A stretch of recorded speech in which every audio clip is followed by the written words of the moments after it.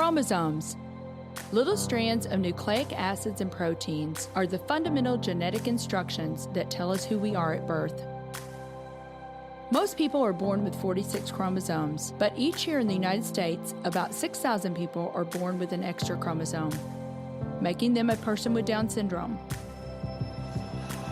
If you've ever encountered someone with Down syndrome, you know that they are some of the kindest, most joyful people you will ever meet. They truly have something extra. My name is Lisa Nichols, and I have spent the last 24 years as both the CEO of Technology Partners and as the mother to Allie. Allie has something extra in every sense of the word. I have been blessed to be by her side as she impacts everyone she meets. Through these two important roles as CEO and mother to Allie, I have witnessed countless life lessons that have fundamentally changed the way I look at the world. While you may not have an extra chromosome, every leader has something extra that defines who you are. Join me as I explore the something extra in leaders from all walks of life and discover how that difference in each of them has made a difference in their companies, their families, their communities, and in themselves. I am thrilled to welcome Jim Daly to the show today. Jim is the president of Focus on the Family and host of its daily radio broadcast, heard by more than 6.2 million listeners a week on more than 1,000 radio stations across the United States.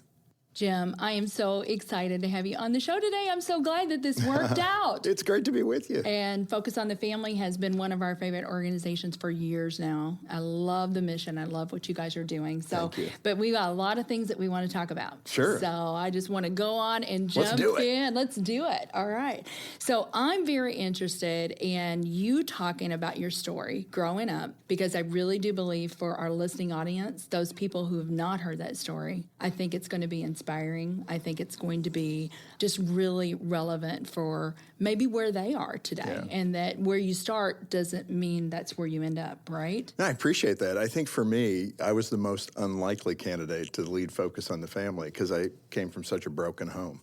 So it was also what attracted me to work at Focus on the Family because of that pain. So often that great statement, people kind of move out of their pain and that becomes their passion. And I think for me, broken families, it hurt to be a kid who had such great difficulty growing up. Kind of a normal dysfunctional family, as I call it. My dad was an alcoholic and my mom tried to keep it all together. I was the last of 5 kids. I was 6 years away from my closest siblings. They were all born 1 year apart. So I was the tattletale, the blackmailer. I saw you smoking, better give me $1. I'll tell Mom. Oh, that's funny. And I worked that pretty well, actually. I think kind of normal in that way. And then when I was 5 years old, my dad was arrested after threatening to kill my mom. That was the end of our family. I remember watching my dad being put into the squad car. The policeman came into my bedroom, put his hand on my chest, I think to make sure I was breathing. And then I'll never forget because he said, "How are you?" And I said, "Fine." Little kids, I was 5. What do you say? I don't know. You tell me. Am I fine? You're the policeman. Sure. But it really did. It totally changed, obviously, the course of the family. And so my mom remarried 3 years later to an ex-military drill sergeant. His name was Hank. I nicknamed him Hank the Tank because he was really brutal. Not physically, but just emotionally. He expected... Well, he was military. He was military. I mean, he did a white glove test every Saturday morning. Right. And my 2 sisters, they were kind of in charge of some of the interior home stuff. And so it was a dreadful day every Saturday. And I remember he made me hang up my jacket 500 times when I think I was 8 years old. And I was so naive. He was in the kitchen. I could have just yelled out the number, right? 1, wait a couple seconds, 2. But I did it. I hung up my jacket 500 times. If you go into my walk-in closet today with Jean, my wife, my side of the closet, it's pretty good. Shirts and pants and everything's organized. Color coordinated. That's the effect of Hank the Tank in my life. But he was married to my mom for about 1.5 years, and then my mom became ill. I didn't know what was happening. I'm 9 years old at this point, and basically Hank would lock her in her bedroom and told me not to bother because I would drain her energy. So I'd go weeks at a time in my house with my mom, never seeing her. And then I remember one time my mom, she was awesome. I mean, she had a great sense of humor. And I remember She called me into her room one afternoon, and the door was just ajar. She must have gotten out of bed. And I hadn't seen her in a while, and it kind of shocked me when I looked at her because she was very frail. Mm-hmm. But I still didn't know. I'm only 9. I wasn't sure if it was a bad cold or the flu. She was actually dying of colon cancer. And she asked me to go plant flowers outside of her window. She had a flower box, and it was empty. So she said to go run and get a piece of paper and a pen. I did, and I came back, and she said, okay, write my favorite flower down. I'm like, what is it, roses? She said, no, it's chrysanthemums. I'm like, oh, my gosh, that's a big word. Those? Right. But I went and got the flowers, planted them, watered them once, like any good 9-year-old boy would do. And it was about 6-7 weeks later, she passed away. And we got back from the funeral. Hank came out of the bedroom, bags packed. We didn't even realize it. He just said goodbye. I really can't take the pressure. And he got into a cab that we didn't even notice was on the curb on our little Eagle Street in Long Beach, California. And he just drove away. And you were 9 years old. I was 9. My brother Mike was 19. He hugged me. 2 hours later, had to go back to his ship that was taking off for Vietnam. And then Dave and Dee and Kim and I were kind of left to figure out what to do. So 3 of us moved into foster care. I can remember in the chaos of that moment, though. I remember the day when Hank left, the day of my mom's funeral. I remember going to the flower box, and the flower shoots were up. So my mom, even in that, I mean, my mom sent me a message that I caught as a 9-year-old boy, like, your flowers were bloomed, just keep moving forward. Mm-hmm. So she just had that great instinct about how to communicate a message. Sound like that a was my wonderful mom. woman. She was. Oh, wow. I miss her. I only had 9 years with her, but she gave me so much. It chokes me up because she gave me so much in that 9 years to know about what is good in life. Yeah. And she did a good job. She accepted the Lord the day before she died. Is that right? And it was really awesome. You know, she taught me a lot. The golden rule, that was really important to her, and lots of great stories. I remember one, the funny one. I remember I hated being alone or being lost. And we were at Crawford's grocery store in Southern California. I was probably 6 years old. She was there checking corn. You know, peeling the skins making back, sure making sure. Yeah. And so I said, I'm going to get a toy. Will you be right here? And she'll be, I will be right here. Don't worry. I said, okay. So I ran to find some G.I. Joe outfit or something. I came back and I was looking down another aisle, and there she was down this aisle. And I ran up, probably just that rage of everything. I never really hit my mom, but I ran up behind her and just thudded her right between the shoulder blades. Black paisley blouse, black slacks, and she turned around. It wasn't my mother. I had totally thumped this woman. Just bang. My goodness. And this woman turned around, and I went, oh, you're not my mother. And she said, I'm glad I'm not your mother, kid. And I ran back crying, and there was my mom checking the corn. And I'm blubbering and going, I just hit a woman. I thought it was you. And she's like, what? And she made me, to her credit, she gave me the kind of the wave to go apologize. Didn't go with me, made me do it all by myself. Yes, and, right. So I did it. I walked down the aisle. That's a good mom. mom. Then I had to do that again. Sorry, I hit you. I thought you were my mother. I don't know about you, kid. Maybe, that's fine. Get out of here. Yeah. But that's just, the type of parent she was. Really awesome. So, things continued on. I ended up at foster care. It was a horrible situation. My brother and my one sister, Dee, lived in this foster care, and it was tough. They had 4 boys that were not in a healthy place, and just lots of things that occurred. And I ended up 4th grade just walking out of my 4th grade class crying. I just sit on the playground and cry, and my teachers and everybody just let me go. And, nobody out there is another lonely place. I just sit on that playground and cry and think, what's going on in my life? Why is all this happening to me? Yeah. So things just kept going. Thank goodness you had siblings. That was good, but they were distracted. Okay. they weren't all engaged. Right, they were pretty well, they were older, distracted with their own stuff. Sure, but sure. the thing that I remember, especially being at the Reels house, this foster family, and about 6 months into it, the social worker came out for a visit, her first visit, and she's probably like 25 when I think back on it. And she looked at me and said, we've got a problem. I thought, finally, an adult that can see all the mayhem going on right. here. And she said, well, Mr. Reel told us you tried to kill him. And she was looking at me. I'm like, me? She's going, yeah. And I'm saying, well, no, I didn't try to kill him.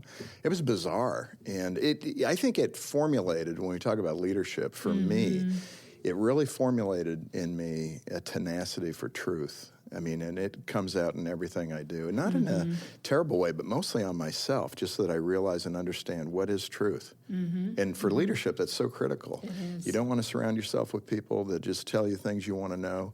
You've got to know what the truth is, what your motivations are in those things. And I think in my situation, I think God was grooming me in that Preparing way, you, right. to know as best as I could what reality truly is.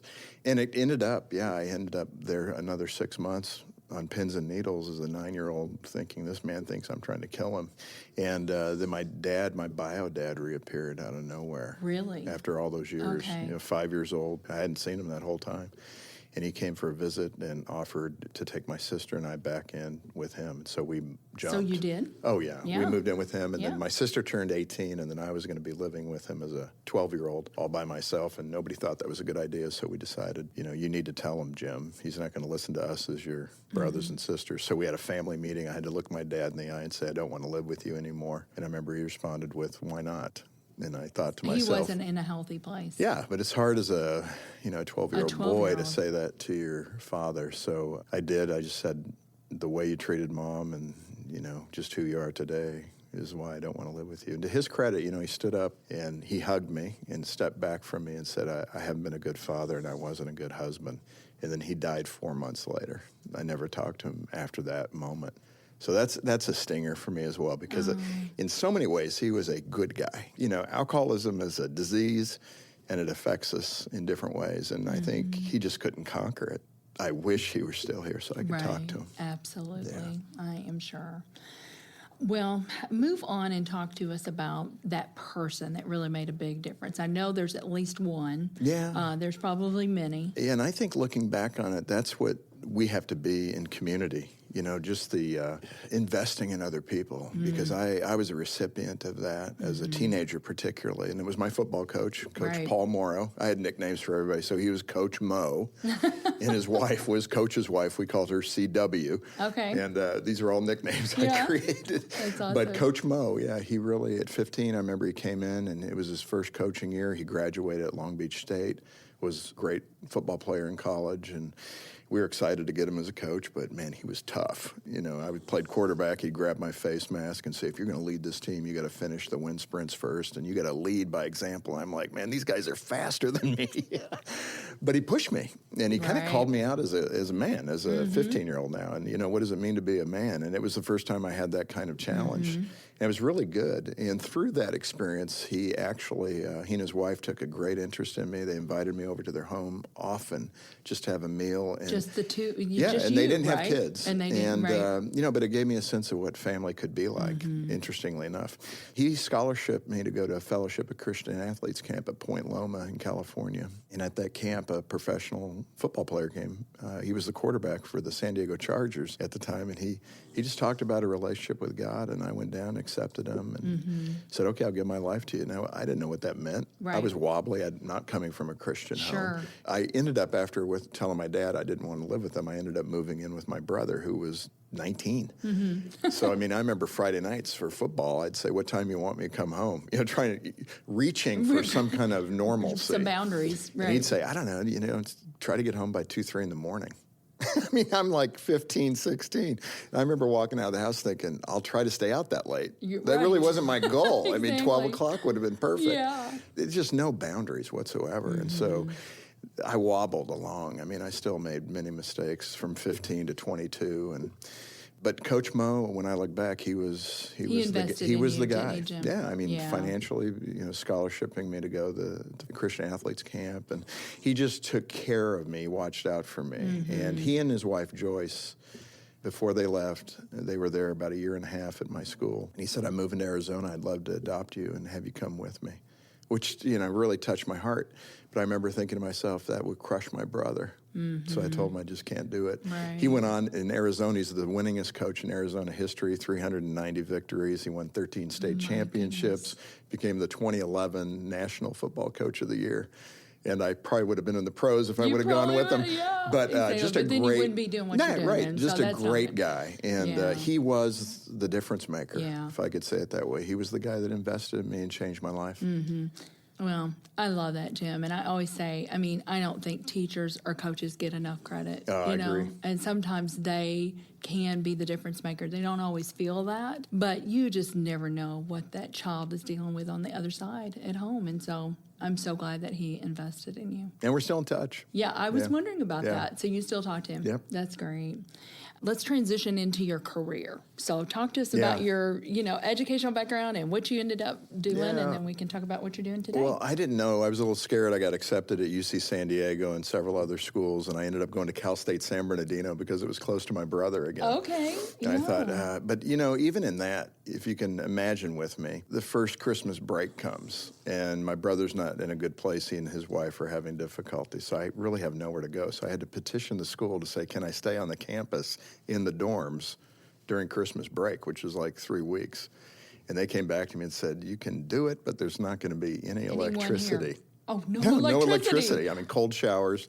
If you can get something out of the vending machines, I think they were still working, but there were no lights or anything. It was an incredibly lonely experience. It was unbelievable. And that, so that was kind of a month? I mean, because I know college breaks are usually a month.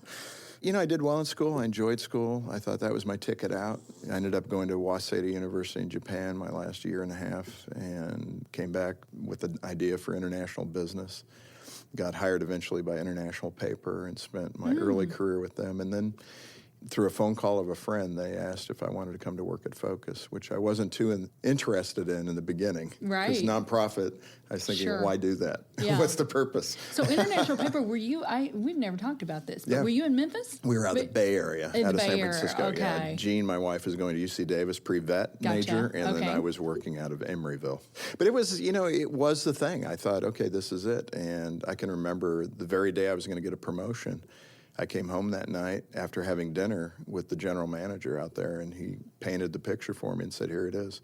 And that very night I got home, and on my message machine was this contact at Focus on the Family saying, okay, that job's been approved. It was about 10 months later, so I had kind of given up on the idea, and I thought, okay, I've got a different course. And so I called him Thursday the next day and said, I got to fly down Friday, and you got to let me know if you want to hire me. And we did all that. Friday night they called after Jean and I returned to San Francisco. They said, here it is. And I turned down $150,000 for $32,000. Oh, my goodness. My wife in that moment, I was mostly concerned about what she would think. We had a few sticks of furniture. This was our moment.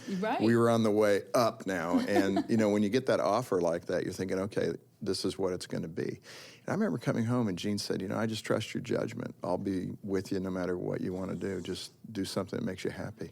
And I thought, wow, that's a good wife. I married well. Yes, you did. And she was awesome the whole way in that regard, and I just loved it. Well, we're going to take a quick break, and then we'll be back with Jim Daly.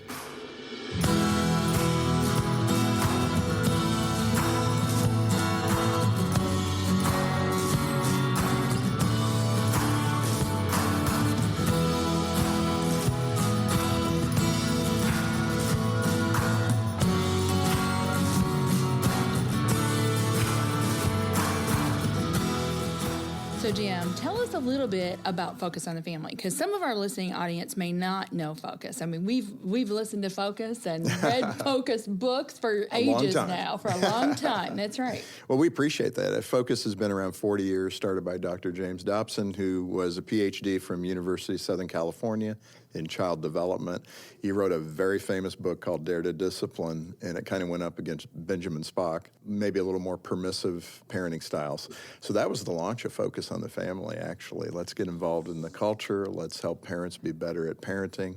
And eventually, let's help marriages stay together, et cetera. So that's the core mission that we have at Focus, is helping families in every way. And we have a broadcast. It's 6.3 million listeners, and in that context, what we're trying to do is help marriages stay together and help them cope and do better and thrive.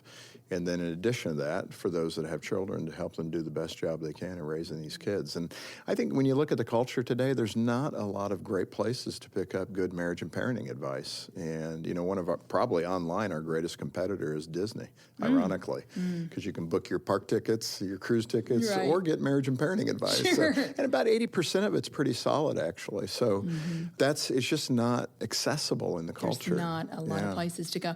Well, I just know for you guys, too, for our listening audience, sometimes when you have an issue, I know that we had a situation in our company where we had one of our employees son passed away. And the first call that I made was to focus on the family, because I said, we've never been in this situation. How should we as employers support him right now? Well, that's a great example of where we can help. Absolutely. And that's our goal, is to just be there for people. Right. You know, we've answered questions for 40 years, probably 10 million questions that have been put to us. And we've just built a whole host of resources and tools to help people cope. Yeah. So if someone was sitting out there right now and saying, wow, I've got this issue, what would they do? Go to the website? Or how they could do would that. The website is focusonthefamily.com, or they could go via the phone at 1-800-A-FAMILY. And we have counselors, we have people to help in every situation, and then resources and tools to come in behind that to help you cope and do a better job. Well, tell me just real quickly, because I think this is so awesome. You guys actually have intensive marriage counseling. This is one of the hottest things going at Focus right now. Right? Hope Restored is the name of it. Hope Restored. It's typically a 4-day marriage intensive. It's 40 hours, so you do about 10 hours a day. It's grueling, it's tough, but it's been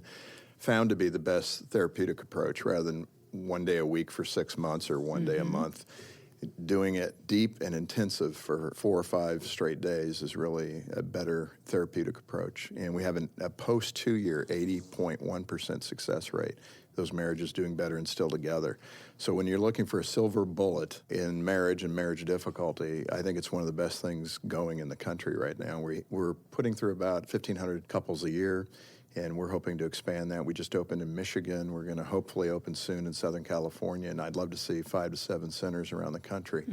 And we're, helping 5,000 to 7,000 couples a year. And it's a proven model. I mean, it's a proven model. And these couples mostly have already signed divorce papers. That's the irony of it. So it's very effective, the methodology. Right. And most of it is just communication and coping skills. People's triggers, helping people better understand what gets under their skin. Sure. And we as human beings, we have a unique way, especially as spouses, of irritating one another. Right. And And in God's little design, the opposites coming together is so funny. Right. So the introverts and the extroverts, the dark chocolate, the milk chocolate fans, I mean, we all come together, and then we have this mayhem. And I think in the end, from a spiritual perspective, I think the interesting thing is it's to help us become more selfless. Oh, it totally is. We don't like those lessons. No, we don't like it. Right, exactly. But that's leadership again, if you think about it. Yes. I mean, being selfless is core to a leader. Well, there's so much that we could talk about, and we are just scratching the surface of everything that Focus is doing. But I do want to talk about one thing, because there may be people out there, Jim, who are possibly coming from the for-profit world to the not-for-profit world. So I really do believe that you have brought so much value and so much good to Focus because of your business background. So can you talk a little bit about that? Because I know when you came in, you changed a few things and, getting a lot more focused. Right, that's part of it. Right. I mean, I think that, I'm grateful to Dr. Dobson. He's the one that said, I want you to take it forward. And, part of that, he understood I had a business background, MBA. I'm not a theologian, I'm not a seminarian. But in that context, the interesting thing, I was appointed in 2005. And so I had 3 years where he and I worked really well together. And then we have the 2008, late 2007 financial crisis. And so we had transition and financial crisis all at the same time. And we had to manage a budget. And I can remember one year, I think it was the 2009 budget, going to the board and suggesting we take a $15 million reduction, which meant a lot of jobs. That's a tough call. That's a tough call. In nonprofit, it's very similar, in my estimation, to government and higher education, universities. There's a certain entitlement feel that goes with nonprofit. I can remember making a call to somebody who'd given $100,000 to Focus, and I called him, which I like to do, and this man said, you know what, Jim, I just expect you to run Focus effectively and efficiently so my wife and I can do our ministry through you. At first I was like, what? But you know what? That's Makes exactly sense. right. And I repeat that over and over now with the staff at Focus on the Family, because that is our goal. That's my responsibility. How do we run it effectively and efficiently? So we put a lot of numbers in, a lot of metrics that I brought them from the business world. What are we trying to do? What are we trying to hit? And then let's measure ourselves. Sure. There was a bit of pushback on that. And I think that, again, is another nonprofit reality. It's it's hard to measure, but you actually can. And let's measure what we can measure and then make adjustments to be more effective at what we do. That's true of your own life if you want to be effective, and it's true of anything you might run. Those are things that you need to do, is know where you're going and measure if you're getting there. I mean, if you were to jump in a car and just take off, it's pretty mindless. Right. You got to know where you're going. Absolutely. And are you making progress? Right. Yeah, and that's precisely what you've done. Right. So, goodness gracious, we could talk so much about that. I'd love to hear more about just life and draw on that. But I do want to talk about, this is called Something Extra. So I would love for you to talk about something extra that you feel like you brought to the table that helped you do well in your role, or something extra that you admire in someone else. So you can handle any of those. Okay. I'll give you a positive and a negative. Okay, sure. How about that? It's always good to self-disclose. Yeah. I'll start with the positive. Okay. I think one of the things I learned in taking on the leadership role of Focus is how I was prepared as a child. I'm always brought back to that point, even what I mentioned earlier about being accused of trying to murder my foster father. It did give me this desire to understand, what is my environment? What's true about my environment?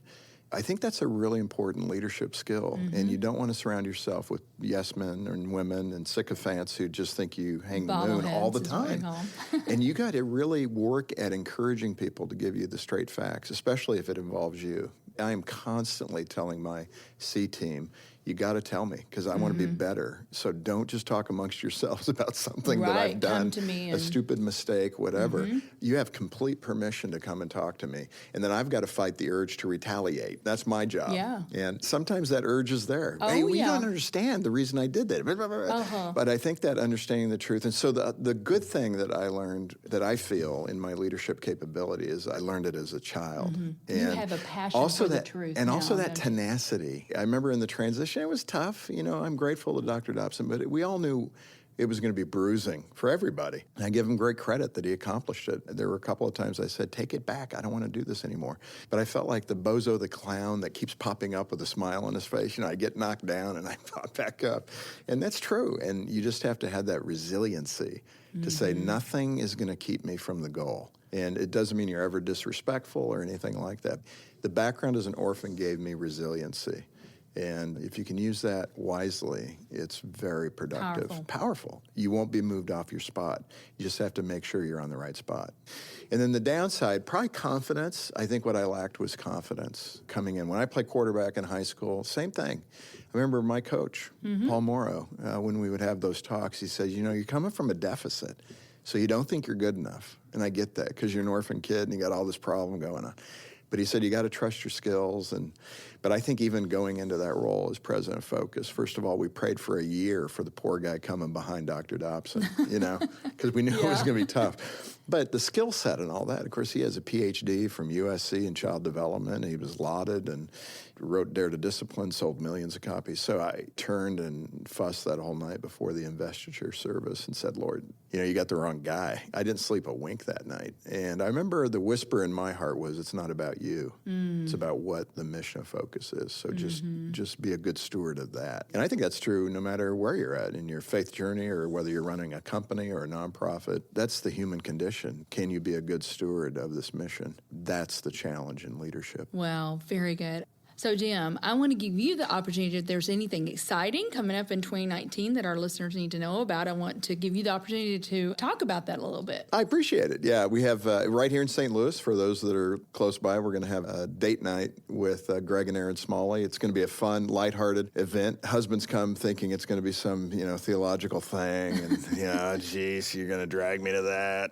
But it's not. Talk about my emotions. It is totally fun, and people walk out laughing and having a great time. And so that's going to be right here in St. Louis, and we'll get more of those details to everybody. That's wonderful, yeah. You know, generally at Focus on the Family, the thing I would plug is, if you are hurting in any way in your marriage, as a single or as a parent with a child who's struggling, get a hold of us. Focus is an incredible resource center for people.